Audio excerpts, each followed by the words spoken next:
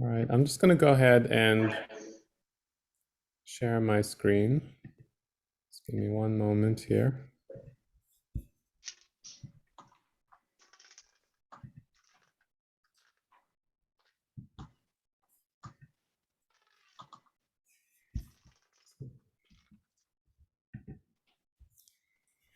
All right. So today I'm here to talk about the service offering for people sitting for CAS Exam 8. As Howard mentioned, we offer tutoring and other services to help people for the 8th actuarial exam, advanced rate making. But I myself in particular also offer services just for all the exams, from the preliminary exams all the way through the fellowship exam. In terms of our approach, how we work with students, it's typically one-on-one remote instruction. So we'll do something over Zoom or Google Meets. And all of you have certain study guides that you're using, and you have certain areas of the syllabus that you're strong in and others that you're weak in, depending on your academic background, work experience, personal interests. And so what we really try and do is make sure that we leave no stones unturned in your exam preparation process and really hone in on those areas that you need help in. But also even those areas that you're good at, we might try and make you a little bit more efficient on those so that at least you have some section of the exam that you can get through quickly to leave time for some of the problems that you find more challenging.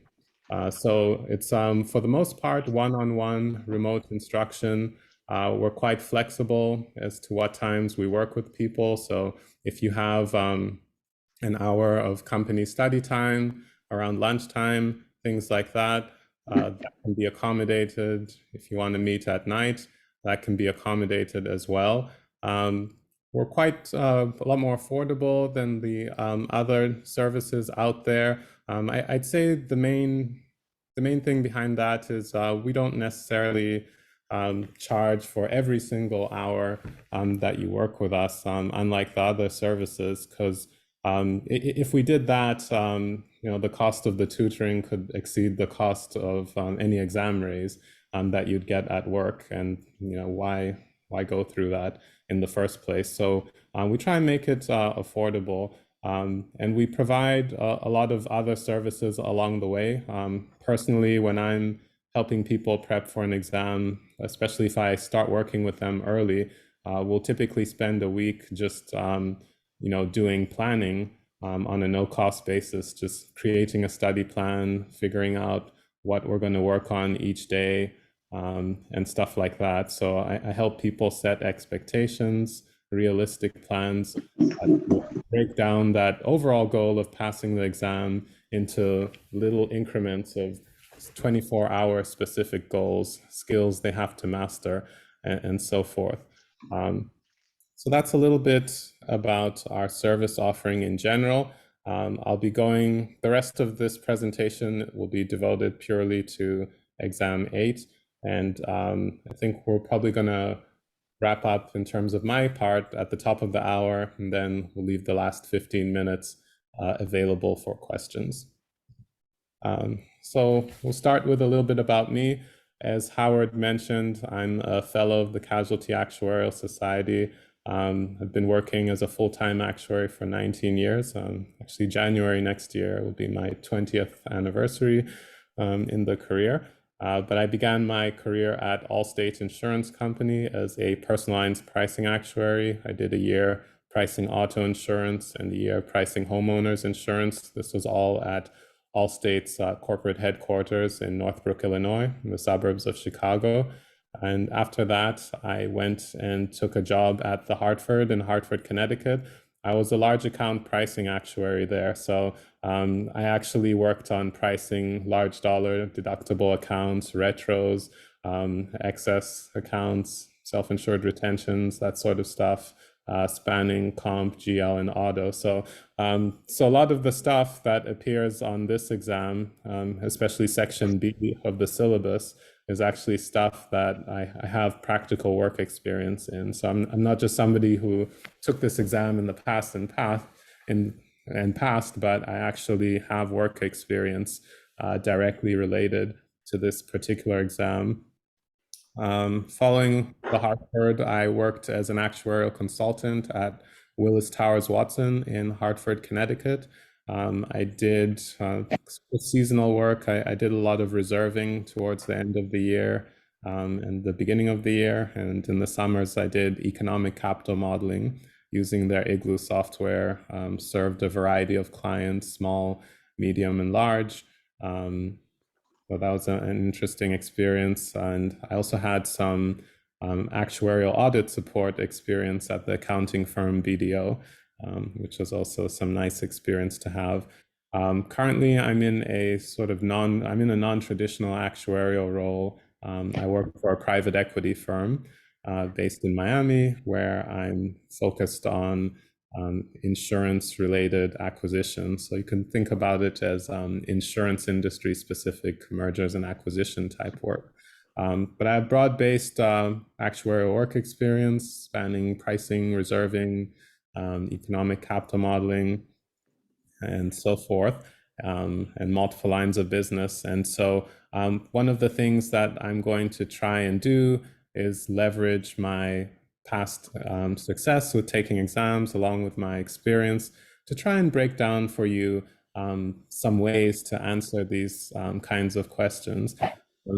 As Howard mentioned, I was fortunate enough to go through all my exams without passing. I got all of them on the same try, on the first try. But I was by no means I was by no means somebody of extremely high academic pedigree. I didn't go to an Ivy League university or anything like that. I went to University of Central Missouri in the Kansas City area.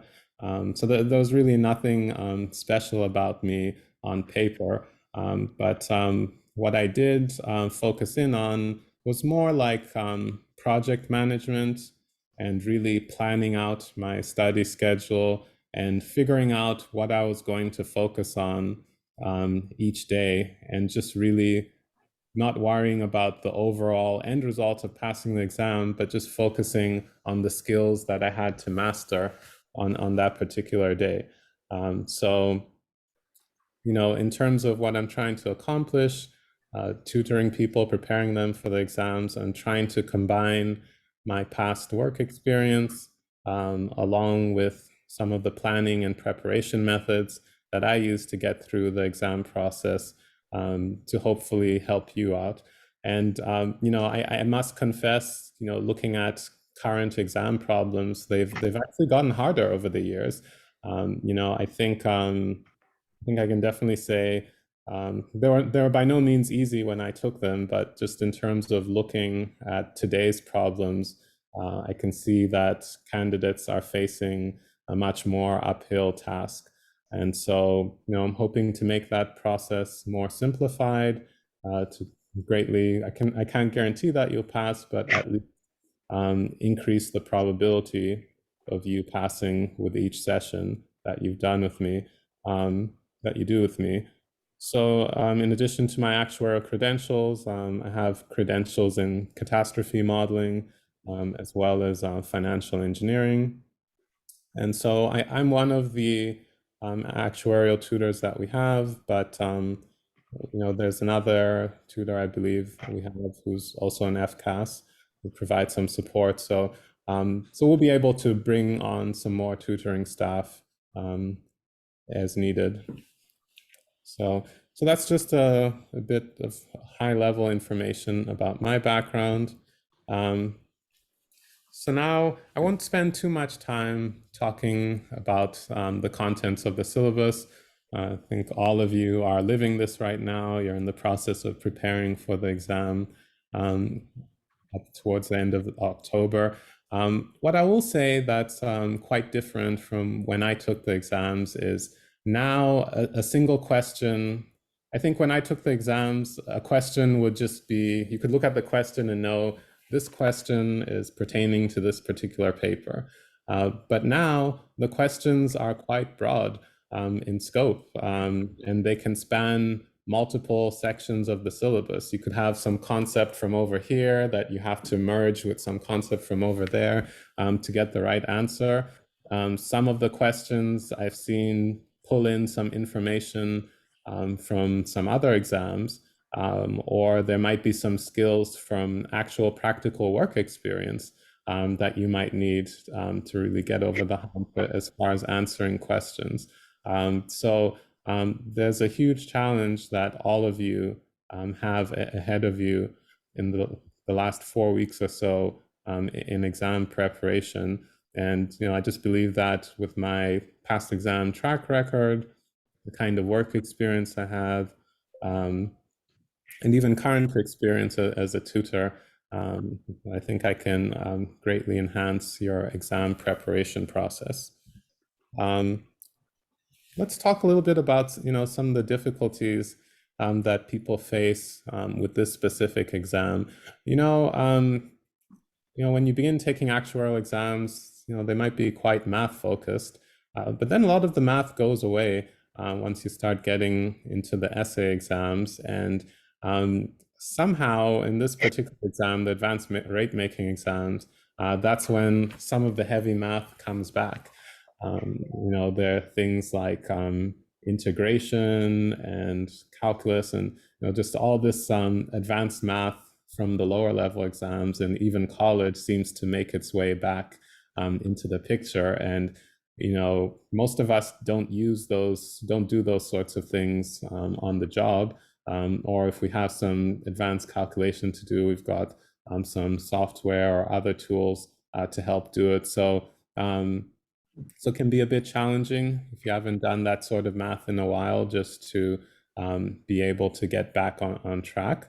There are a lot of issues that you can face if you don't have actual practical work experience dealing with some of the topics on the exam. As I mentioned before, I had 7 of my 19 years of work experience were pricing large accounts. So I'm very familiar with insurance charges and retrospectively rated policies and large dollar deductible plans and many of the things mentioned in the Fisher case study. But for somebody seeing that for the first time and trying to, basically get through that in a week or two, because you've got so many other papers to get through on the exam, it can be quite challenging. And one of the hallmarks of good scholarship is not just reading one source, but perhaps hearing it explained by somebody else.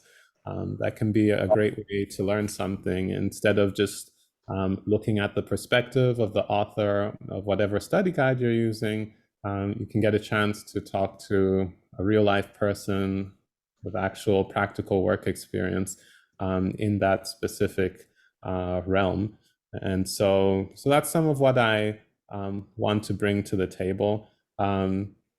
I also help my students with time management issues during the exams. Some of these questions, quite frankly, are literally time traps. Like they're only worth 1 point or so, but they can take so long to get through. And so some of the things that I train my students for is that, hey, it's not going to be pretty on exam day. And at the end of the day, your job is to score as many points as possible in that allotted time. And so we spend a lot of time talking about how to recognize those problems that are time traps, how to really optimize your time during the exams, getting through the easier questions first, things that you're strong in, building confidence and working your way eventually to some of the more challenging problems. So there are issues like that going on with this exam. I think in terms of understanding the theory, the study guide's typically broken out into some section highlighting the theory of what you're trying to learn, and then another question highlighting with actual past exam problems or problems that were created by the authors of the study guide. And it can be very frustrating because you can read the theory multiple times until you're blue in the face. but that doesn't mean that you'll be able to answer the questions. Answering the questions is a whole another skill set. And, I just liken it to, people on, say, a football team. There's some things they do to get ready to play football. Maybe they'll go to the weight room. Maybe they'll hit the track and do some sprints or whatever. But just because you've done those drills and things like that, that does not mean that you'll be a great football player. You have to have some actual football games. You might have to sit on the sidelines and watch some games from the bench just to understand the dynamics of the game before you're successful. So I really try and break my exam preparation up into various stages. And, I really think about it as a sort of pyramid, where the base of the pyramid is definitely the theory. And then the next level is just not even being able to do the problems but just understanding how people solve the problems, like literally going through solutions to some sample problems. And then after that, you can reach a level of proficiency where, having seen a couple of solutions to some sample problems, you can now start drafting your own solutions independently. And then the final, apex top level of the pyramid is when not only are you able to crank out those solutions, but you're able to do it in a rapid enough time frame and a fast enough time frame to get through the exams. So all this is a very gradual process that has to happen over time. And different people are at different stages of this process. And even a single individual can be at different stages of the process for different papers.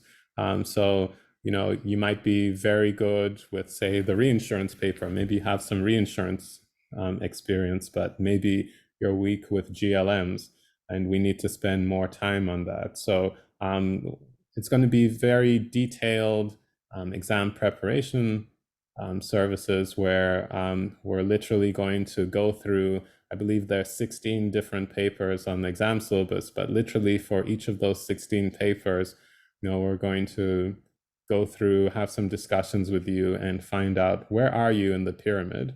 Are you at the apex, in which case you don't need help? Or are you all the way down at the base where we're struggling with the theory? And we'll create a plan for you to to get to that top of the pyramid. And as I mentioned before, we don't bill for every single hour that we spend. Actually, the students I work with, most of the time that I spend doing stuff for them is in between sessions, because in between sessions, they'll be emailing me questions, emailing me requests for proofs of certain things. And there's a lot of correspondence in between the actual tutoring sessions that's very helpful and actually free of charge, once we sign up. So you shouldn't just view yourself as getting some contract to get some hourly service. You're actually getting somebody to oversee you throughout the process of your exam preparation, for sort of a agreed upon fee that's affordable to you, but also economical in the sense that, like I said earlier, the total cost of the tutoring should just be a fraction of what you'd get as an exam raise at work if you were to pass the exams. So with that said, again, just drilling more into this particular exam and some of what I'm seeing compared to back when I took the exam, I'm seeing a lot of students that I work with just struggling with the large amount of material to memorize. And so one of the things that I try to do, especially with regards to formulas, is really go through the theory with them. And there are two categories of formulas. There's some formulas that are what I'd call like core formulas that you just have no choice but to memorize them. But many of the formulas can actually be derived from those core formulas plus some calculus or other basic risk modeling principles from the lower level exams. And so I try leverage that as much as possible. The Berniger paper, for example, on exposure curves, there's a lot of heavy calculus there, but if you know how to differentiate the natural log of x and do some other kinds of calculus, there's actually very little that you need to memorize there. And so, my job is to really break that down for you, because there's a lot to memorize across all 16 papers on the exam. And so I'm just trying to condense your knowledge into the most important things and to show you how to derive or get other formulas if you need them. It's just like, if you're teaching somebody directions, you'll teach them north, south, and east, west. And then by virtue of you teaching them those 4 directions, they'll be able to know, what southeast is or what northwest is and that sort of thing. So I'm really looking at core principles. And then for some of the things that aren't quantitative, I really talk about that from a business standpoint. A lot of people are just trying to get through this and learn what they need to learn. But I think in order to learn the material better, you really need to ask yourself, why did people come up with these formulas? Like, what's the business reason for doing this? So, for example, in the aggregate excess paper, instead of just saying, oh, here's the formula for an insurance charge, you can say, well, you can only run a certain number of losses through the retrospective premium formula, but you as the insurer are on the hook for all the losses from a ground up basis. And so you do need some extra charge for that expected excess in between. And so based on my past work experience and having dealt with these issues in practice, I always related back to the business. Why are people doing this from a practical standpoint, as opposed to just some academic exercise of, trying to memorize some formulas? I don't think that will be enough to really, commit things to memory. So we're just doing different things for different people. Everybody needs something different. And so, like I said, we're not just out here just trying to collect people's money up front. We really sit down with you in advance for a couple of sessions beforehand, before things get real, to just talk about what you need. Somebody could have a PhD in statistics, for instance, and in that case, they might not need much help on the GLM paper. But somebody else with no predictive modeling experience, might need some more help with the GLM paper. And as I mentioned before, in between sessions, I provide a lot of assistance to students. So, I might create some fake data set for you and a program in R or Python, and I'll say, okay, just run that program through that data set, and you can look at the output. Just anything that I can do in between sessions to help you. And so I think that talks about my approach for the bottom level of the pyramid. And the second level is really to do with solving the questions. As I mentioned, just because you've read the theory and understand the theory, it does not mean that you'll be able to answer the questions correctly. And some people just maybe get discouraged and give up. They're like, oh, I read this paper twice and I still don't know how to do any of the questions. But you really have to change your mindset and just realize that the questions are a whole different skill set. Example, you may have been good at math in elementary school. Does that mean that you'll be good at math in middle school? Not necessarily. you have a good foundation, and if you keep putting in the work the way you put in work in elementary school, then you'll do good with the middle school math. And it's the same kind of thing with this preparation. Answering the questions is a whole nother ball game from learning the theory. And so I think one of the things that differentiated my approach from other people who were preparing the exams, I I did not I was patient with myself as far as trying to understand the questions. Um, I really studied the solutions to different questions. You know, there are formulas like, say, the NCCI experience mod calculation. There's, you know, some formula with credibility for the primary layer, credibility for the excess layer, and so forth. And, you know, you can plug in that to get an experience mod.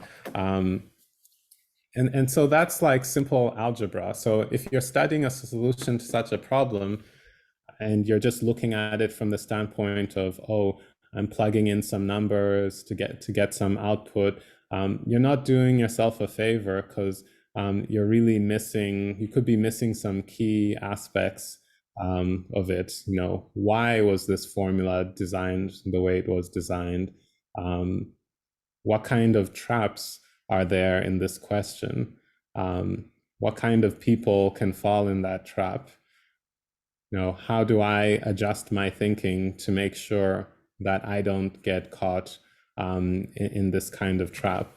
And I think, you know, one of the things that can cause many people to fail is they're just assuming, it's almost like an entitlement thing, where people are assuming, you know, I read the study guide, I learned these formulas, you know, I'm good to go. And as I mentioned before, it's not the same. The problems and the theory are not the same. You really need to study the solutions to the problems the same way you studied the theory. There's a separate, the learning doesn't end when you learn the theory. There's also learning the solutions. And these examiners, they have lots of tricks up their sleeve. And so nothing's going to come easy. And so you really have to be on high alert, really asking yourself, you know, what was tempting? If you got a question wrong, instead of getting angry at yourself or feeling sorry for yourself or wanting to give up, but just really ask yourself, you know, what made me want to go down the wrong path or select the wrong answer? Was I perhaps looking for an easy way out and just hoping for something simple? Because that can be a sure way to get problems wrong. A lot of people are looking for like a silver bullet, you know, just hoping for certain types of questions on the exam where, you know, they'll just be able to do, you know, what we call plug and chug. There's some formula in the paper and you can just plug that in and be on your merry way. But it rarely works out like that. In fact, the problems where that is true are the low point problems. For the questions that are worth a large number of points, it's almost like a problem solving exercise, like those high school math puzzles or something, where, you know, you're kind of following like a trail of breadcrumbs. There's a bit of information here that you use to get this relationship, and then you combine it with that to get something else, and then it just sort of builds on itself until you get to the solution. And so if you have that sort of mindset where you're just looking for the silver bullet, you know, like a one-punch knockout type thing, you're going to be very disappointed. But if you have the mindset of, I'm going to use all the information that I've been given in the problem to keep following that trail of breadcrumbs and keep digging away, then you're more likely to get it. Either you'll get it or at least get a good proportion of the points. So I personally have not been involved in grading exams, but my personal thought is, I think everybody gets those easy questions correct. The questions where, you can do like a one-punch knockout thing, you just plug in some formula and be on your merry way. I think almost all candidates get those correct. Where the dispersion happens between people who pass and people who don't pass really lies in your mindset. Everybody's read the same material, so it's your mindset. How are you going to approach these difficult problems? Are you going, oh, hello? Oh, thanks. Are you going to sort of wilt and crumble when you see a problem you weren't expecting? Or are you going to calm yourself down, calm your mind, look at the information that you're given, and start chipping away at the solution?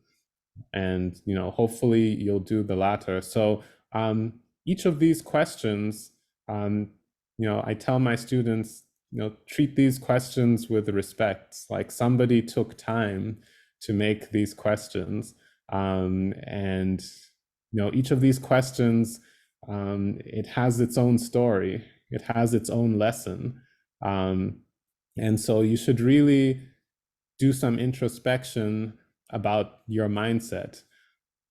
That's really what differentiates the people that pass from the people that don't pass, their mindset to approaching questions. There's no point in going around memorizing solutions to various problems, because when the exam comes, you probably won't see those problems you memorize.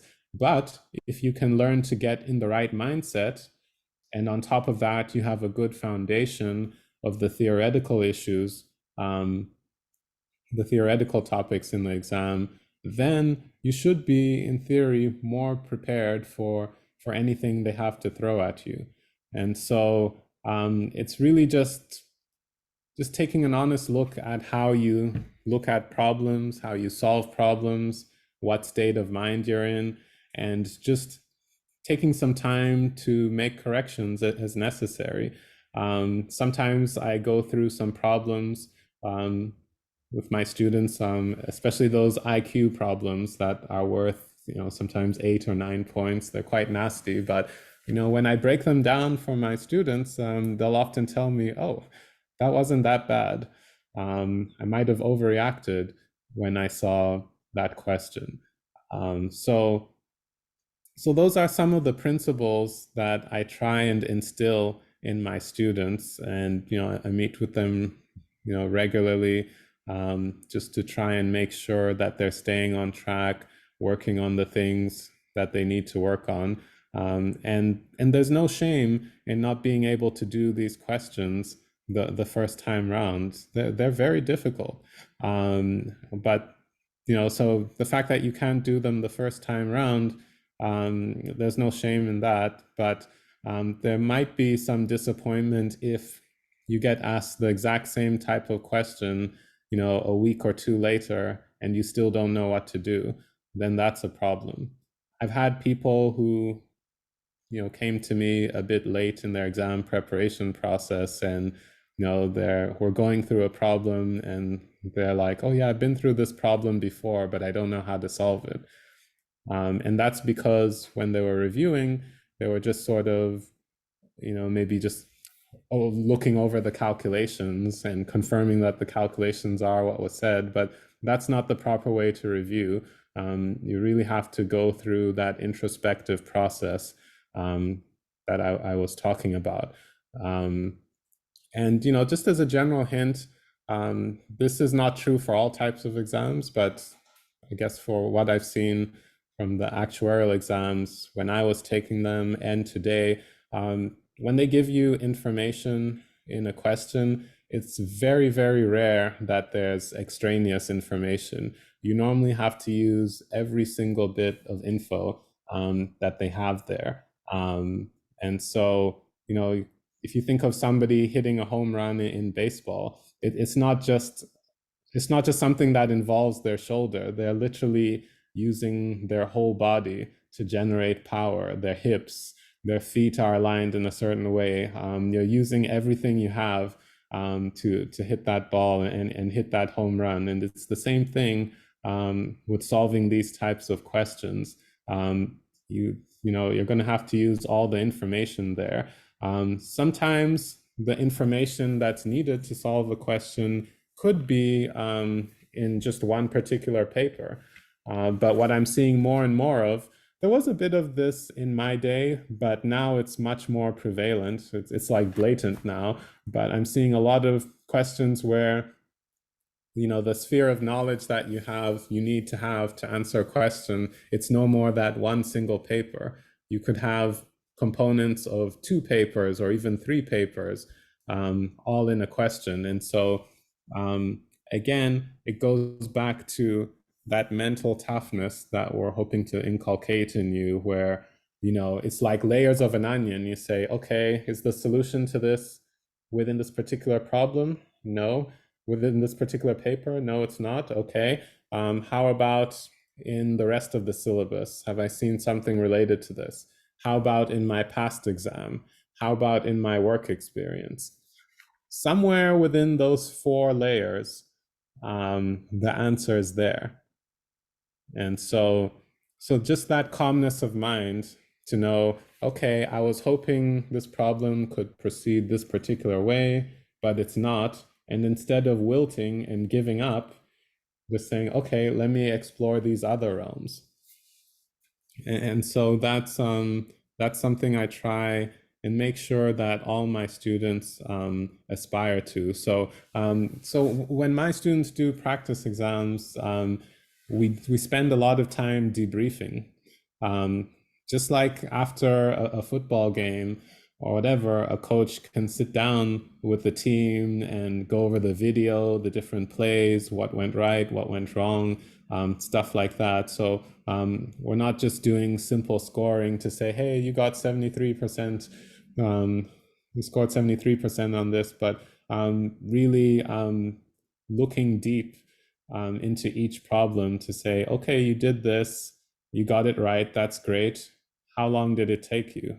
Oh, you got it right, but it took you like 25 minutes. That's not going to be good enough, because based on the number of points that question is worth, 25 minutes is too long to spend on a problem like that. What made you spend that extra time on the problem? Were you hesitant? Stuff like that. So even if you get something right, I'm still going to have something to say to you about that. Could you have done it more efficiently? Things like that. So those are the kinds of things that we'll be talking about. And then obviously, if you've gotten a question wrong, we'll definitely have to dig into that some more. And so we're really trying to groom our students to have a certain type of mindset. So everybody has the theoretical knowledge. Everybody can get the first level of the pyramid, but the other levels of the pyramid are quite hard to attain. And there's nothing in the study guides that can really teach you that. You do have to sit down with somebody who's been through the process, and then after that have some deep, honest introspection with yourself to get to that level of consciousness. So it's a difference of mindset. The difference between people who pass and people who don't pass a lot of the times is not a difference of knowledge, but a difference of mindset, their approach, how they handle their emotions, how they handle their anxiety. And so we try work through all those issues.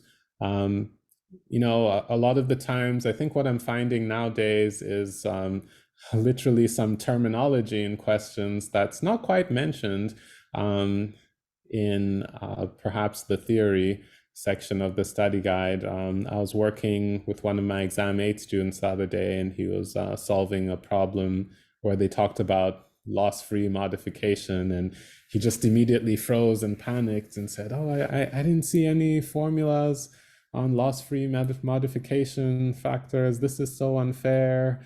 Oh, blah, blah, blah. But I was like, hey, let's calm down.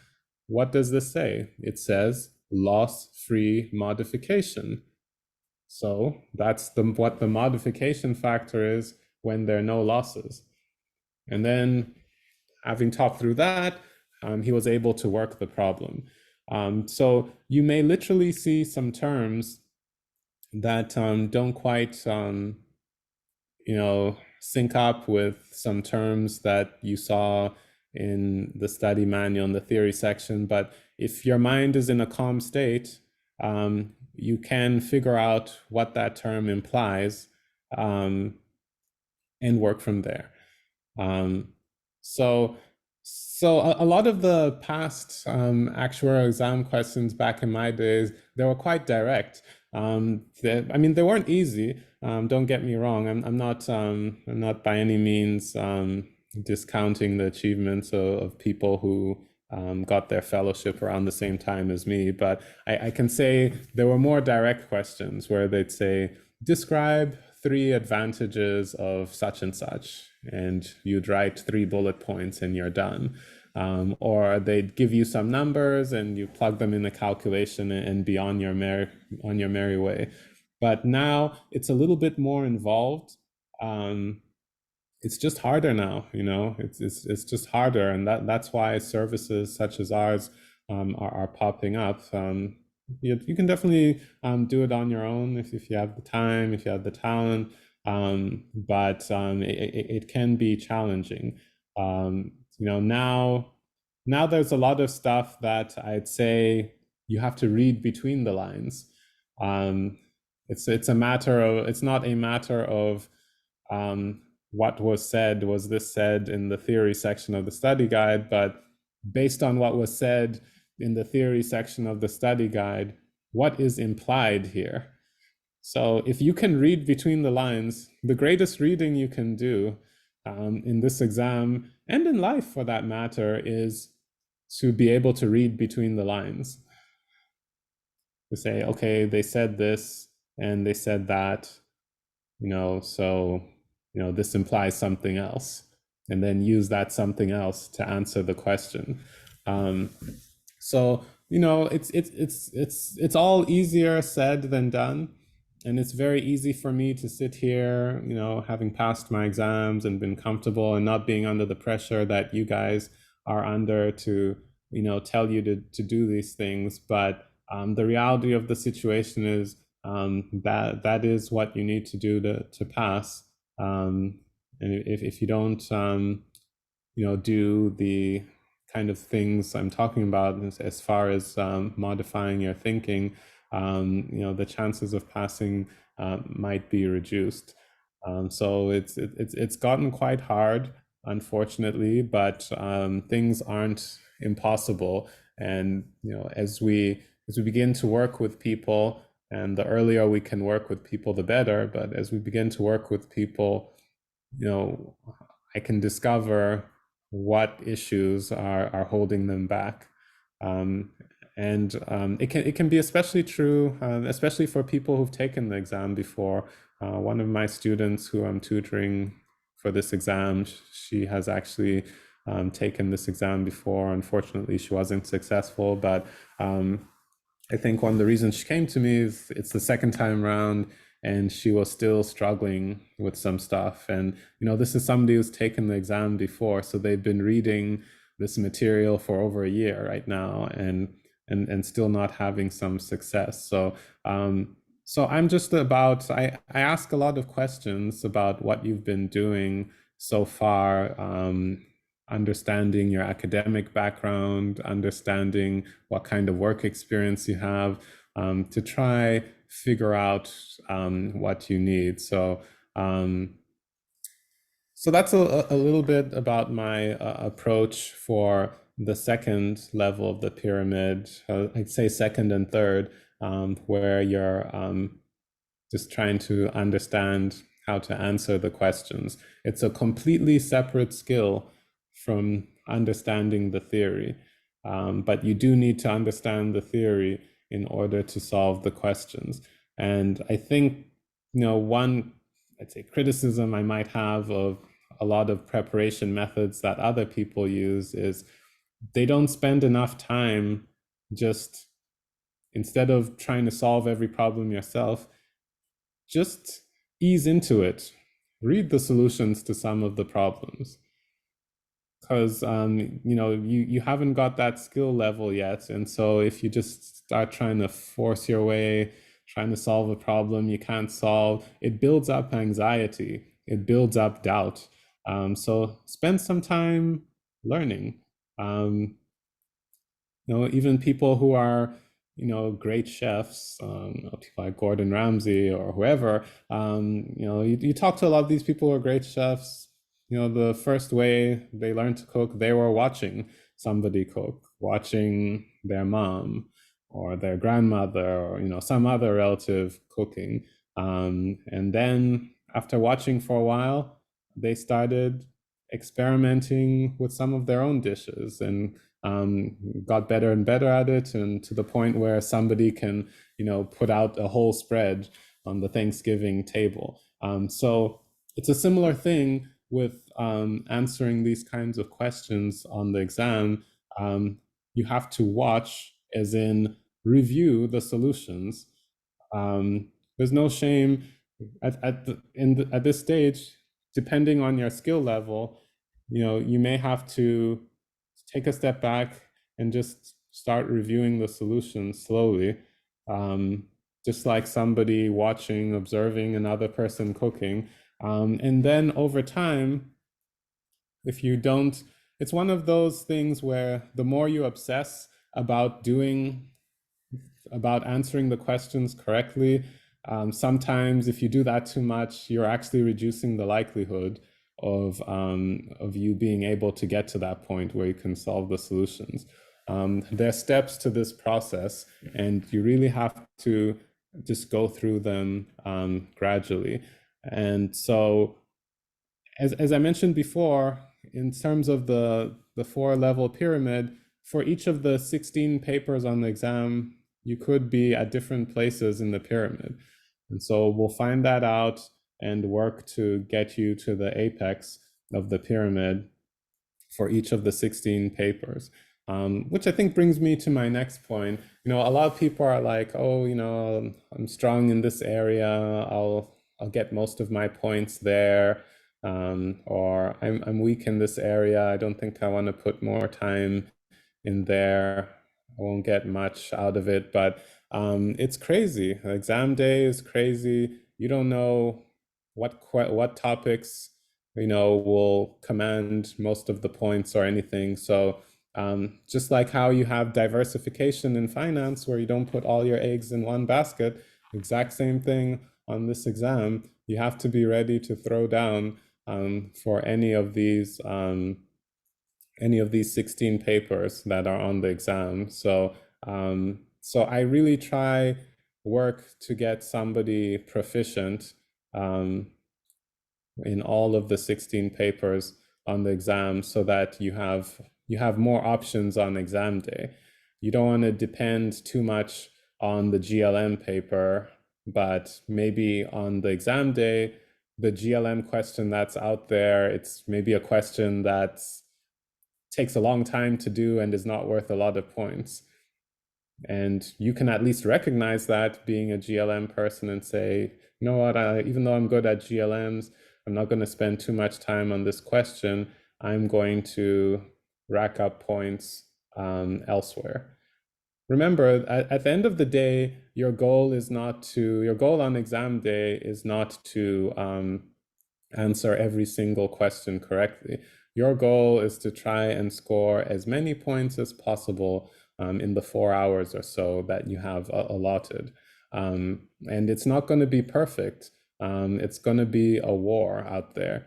I don't know about you, but I've never seen a basketball game where the other team has scored 0 points, after 4 quarters in basketball. It's always a back and forth thing. There's some imperfect moments, but it's about willpower to an extent. It's about willpower, like how badly do you want it? How much are you willing to fight? Are you going to wilt and lose inspiration just because because you come across a certain situation or scenario that didn't go your way. So anyways, those are just, and all this stuff is just my personal opinion on what it takes to really have a successful outing on these exams. So I think that's most of what I wanted to cover today. Um, I'd like to thank everyone who completed the questionnaires that we sent out.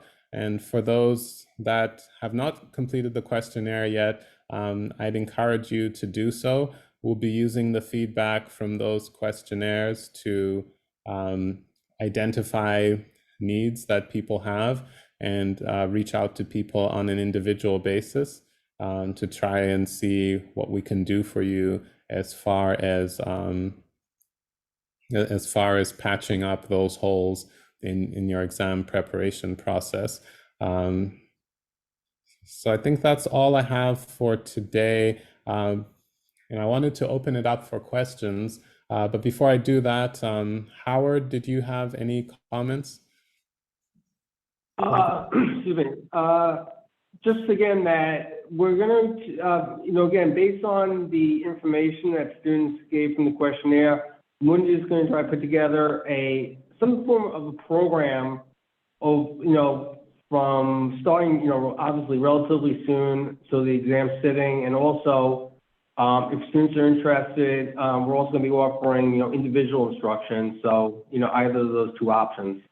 So again, as Mundia said, if you can, we really appreciate it if you could complete the questionnaire, because, the feedback you give us is the greatest feedback we could have, because it really tells us, where students feel like they're strong, where they're not, and it really provides, great information.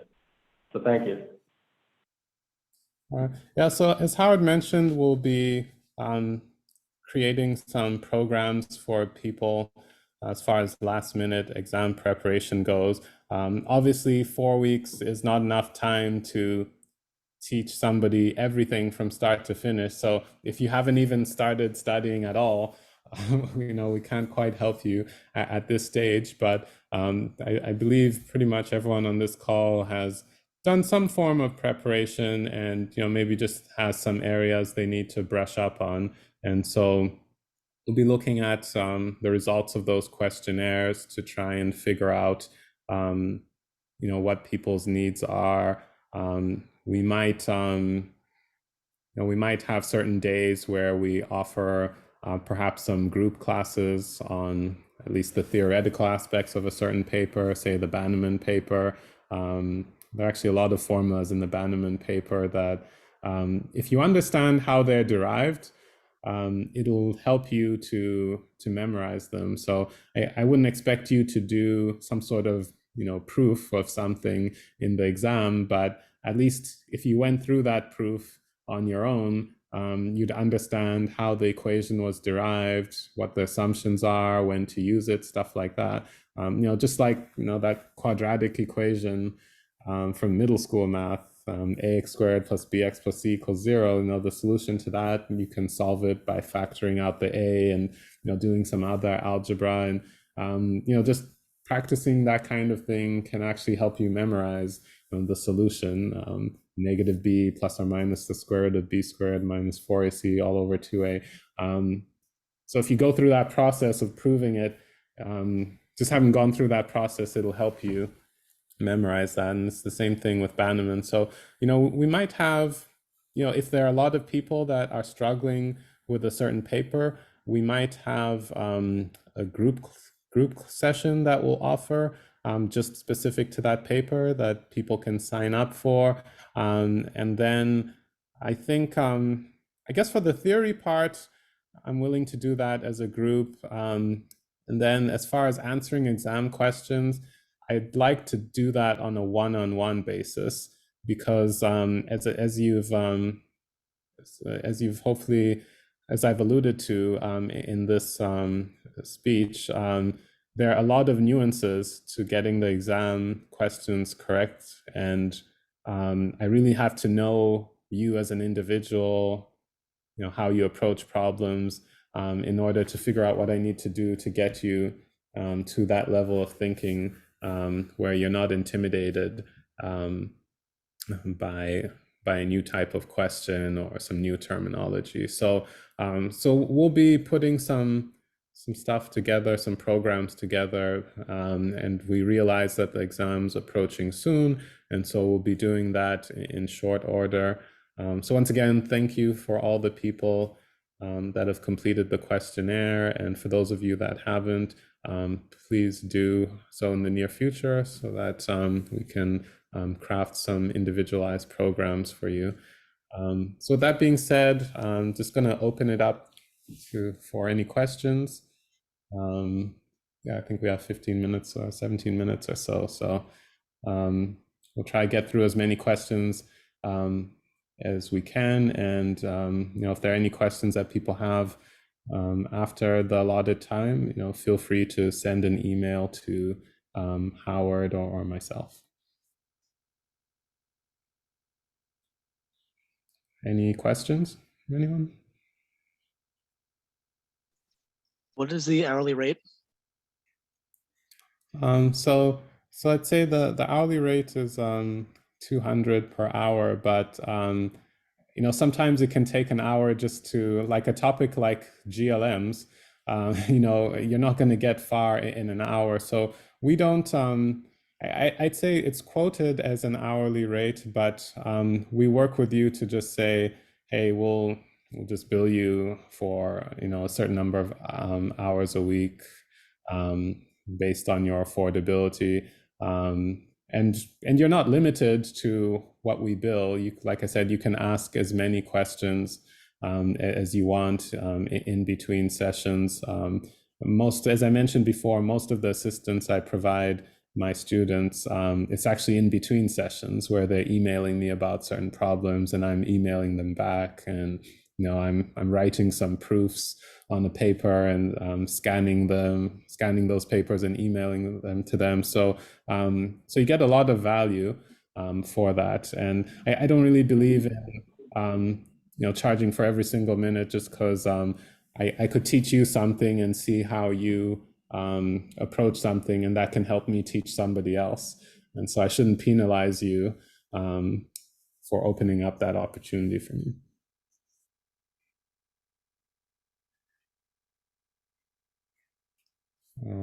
Next question.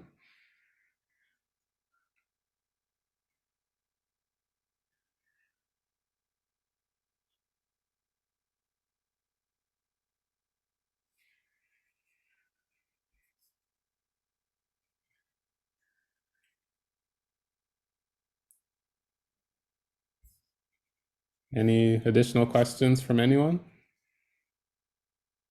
And, let me say again, because some people ask me, just chatting about pricing stuff. Again, anybody who knows me or knows us for the past 20 years is that, I always tell people our motivation is to help people pass the exam. And I always tell people, though it's a business, I guess again, it's all about helping people pass. So, we're always going to try to work with people, and we never want the cost to be the obstacle in people using our services. I always believe our services are very different than others out there. We're really there to help you. If you work Monday, it basically becomes like your coach, to really try to get you in the best possible position to pass the exam. That's what we want. We want to hear the people passing. We know that, unlike some of the other early exams, these exams are given so frequently. If you don't pass, it's really a tough situation because you have so much longer before you have to sit for the exam again. So, again, I'm motivated by helping people pass the exam. So, if you're interested in working with us, but there's an issue with the cost, I'm happy to talk to you and we work it out. But again, that's why we also want to try to offer some group programs prior to the exam sitting, such that, it will be, with the group, obviously, you have more flexibility of pricing. So, I mean, and just keying off of that. So for me, I just go on until the person understands, what they need to understand. So, I was talking about exposure curves with one of my students I think 2 weekends ago on a Sunday night, and we had a 1 hour scheduled meeting. It ended up being 1 hour and 45 minutes. So we basically talked for almost 2 hours because I felt that that's what we needed to do to get him to the level of understanding that he needed. But it didn't change what we billed him for the week just because he went overboard. So we work with you and tell you in advance, hey, we're going to do this many billable hours per week. Is that doable for you? But you're definitely going to get more value, more assistance than what's billed.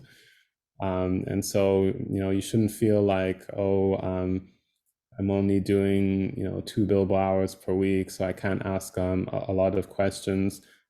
Your questions help us understand the mindset of students and help us help other people and bring in more students. So, we'll spend, whatever time that we need to spend with you, and you're not going to get some surprise invoice, some shocker bill at the end of it. We'll tell you at the beginning of the process, okay, we've agreed to this many billable hours, and that's that. So if we have a 1 hour scheduled call and I need to be on the phone with you for 1 hour and 45 minutes for you to understand what we were talking about that day, and so be it.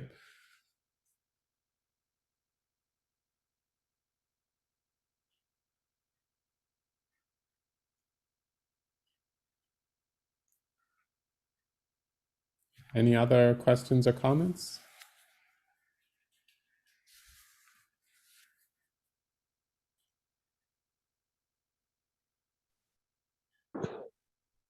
Hey, India, quick question. You mentioned a lot about kind of dealing with that exam anxiety and not panic, because I personally have that problem Yeah. when approaching a very difficult problem. Can you share with us some of your approach to help students with that? Sure. So a couple of things. Panic can arise from seeing something you're not accustomed to. So maybe you didn't do enough practice problems during the preparation process. So, just practicing, immersing yourself in very difficult situations during your practice sessions, that can help reduce the anxiety, because you can be like, hey, I've put myself through the fire before. I've been through some tough situations. So that's one way of helping yourself. But let's talk about how to deal with that during the actual exam. I'd say the best thing to do, what I did was, oftentimes when I opened the exam booklet at the beginning of the exam, I couldn't even do the first 3 questions. But I just kept flipping through the pages until I found something easy. I might begin at question number 13, but that's okay. So start hunting down that low-hanging fruit first. And you'll be surprised, it'll kind of open up your mind, like you get some more confidence, like, okay, I'm going through with this, I'm actually doing this. And then you'll start solving the medium difficulty questions. And then you'll start solving the harder ones. And as I mentioned before, for the harder ones, don't look for that knockout punch or that home run. Just start chipping away at bits and pieces of the problem. Oftentimes, there's some little relationship that leads to something else, and then you plug that into some other information, and you just keep going. So you shouldn't. You should just go in with a mindset that it's gonna be a tough night. I could be here. I could have to dig deep, but I'll just keep chipping away, and just know that it's not going to be perfect. If you watch any kind of sporting competition where some team wins, it's rarely a cakewalk. There's another opposite team, resisting, and you just have to push through. So I think to answer your question, strong preparation and just jumping around with the exam questions. Just go for the low-hanging fruit first, then the medium level ones, and then circle back to the hard ones. And when you get to the hard ones, just know there's no silver bullet for answering those 8-point problems. You just have to chip away, get bits and pieces. They're all designed. The questions in this particular exam are designed such that all the information is there to help you pass the exam. So you should try not to panic. The more you panic, the less likely you are to answer the question, even if you know the material.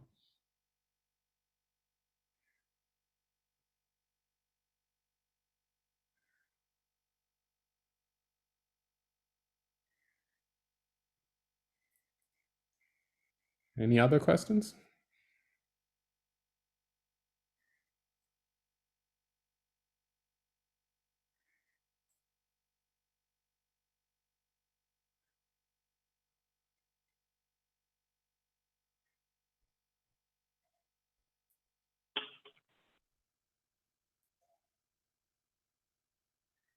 I guess if there are no other questions, I'll turn it over to Howard. As I mentioned, if you come up with some questions after the fact, don't hesitate to contact Howard or myself. Yeah, I'll be sending an email out to everybody. We record this too, so we can send you the recording, and I'll be sending an email to everybody with information based on the seminar today. So again, really thank you for coming, and of course, you know, I would say it's all about passing. At the end of the day, that's all that matters, and we just want to help people as much as we can to you know, get through it and pass the exam. So thanks a lot for coming, and have a good evening.